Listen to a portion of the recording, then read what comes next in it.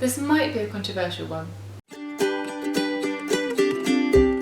Hello, welcome to the Wild Gut Project. My name is Carrie. If you're new here, this channel is all about being vegan on the low FODMAP diet for IBS. And now I feel like it's been hard to get away from the oh, I can't be vegan because I have digestive issues discussion on the internet recently, like the vegan sphere online. So I felt like I should put this video out here of things you can do if you can't be vegan.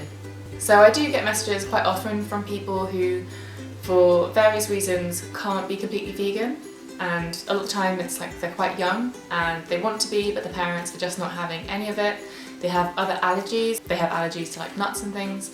They have other things they can't tolerate and other health conditions. And they live somewhere where there just aren't good options. Like, I live in London, I could probably get any food I desired here, but that's just not the case everywhere in the world. So understandably, it's just not a real practical option to live a healthy life if you can't have anything to eat and no one's going to let you do it. So what I wanted to do was give some really practical, non-judgmental advice of things you can do to still help, fight the good fight, still reduce your impact on the planet, still reduce your impact on harm to animals, until you can get to a point where you can be vegan, which is obviously what you want, so your heart's in the right place.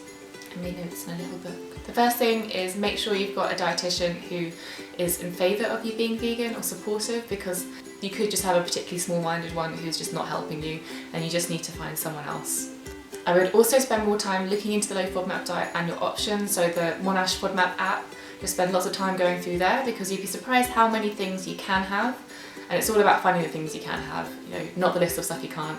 So like my low FODMAP meal maker guide here, which I'll put a link for you to download, lists the things you can have. So if you can't have nuts, there's also lots of seeds you can have. And some things you might think you can't tolerate beans at all, but maybe you can actually tolerate the low FODMAP portions and you just haven't tried those before. Don't rule it out just yet, just give yourself some time to properly research it. And a good dietitian could also take you through a kind of a milder version of it. It takes more time, but it's less restrictive, and that could be a better option if you have many other things you have to cut out too. So other lifestyle things you can do to reduce your impact on the planet and kind of general negative impact. Big one would be to avoid fast fashion like plague. There are so many super stylish YouTubers now who do about thrifty fashion, like Kristen Leo and Best Dressed. They look awesome, they thrift loads. You don't have to be shopping in Zara all the time. This top's thrifted. I think it was actually from Zara originally, but my money went to charity. I didn't pay someone to basically enslave another human being, and I stopped it going in a landfill. So that's just one little painless thing you can do to help reduce your impact. So I think it goes animal, agriculture, transport, fast fashion, so you can avoid fast fashion. You could also look into your transport emissions. You could cycle and you could walk, get public transport rather than drive everywhere. You could also fly less. So all those things add up and you can still have a really positive impact on the environment. You could also really research some of your nutritious vegan options and turn them into a breakfast you could have every day or even a lunch. So then maybe 2 or 3 meals out of every day you could be vegan, so at least you're vegan a third, 2/3 of the time, which is so much better than none of the time. So this is probably the more controversial part, and I'm by no means telling anyone to go and start eating animal flesh and secretions, but if you really don't have a choice, because of the situation you're in, you could do it in a way that has less of an impact. I'm going by this book, Do Good Better, which is just about being scientific in how you try and do good, and he's a vegetarian, he might be vegan now, but he does say that's one of the best ways for you personally to kill less animals as a direct result of you. If a motivator for you is the animals, and all animal lives are equal, you eating chicken versus eating beef actually has a really big impact. So in a year, if you eat chicken, you could expect 175 to 20 chickens to have been killed just for you. Whereas if you eat beef, it would have been 1 cow.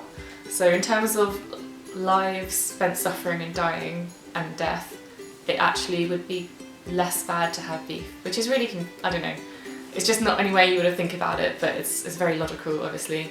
Obviously it's not great for the environment, but there's a charity called Cool Earth, and you basically pay for an area of the rainforest to be protected, and that acts as like a carbon sink. So it costs just 38 cents to prevent 1 metric ton of carbon dioxide being emitted, which means for an average American you'd have to spend $105 a year to offset all of your carbon emissions, which is pretty awesome. To be honest, even if you are vegan, look into that, I think it's pretty cool. But you could do that and it would just be a way that like while you're waiting to be vegan you can still be doing good.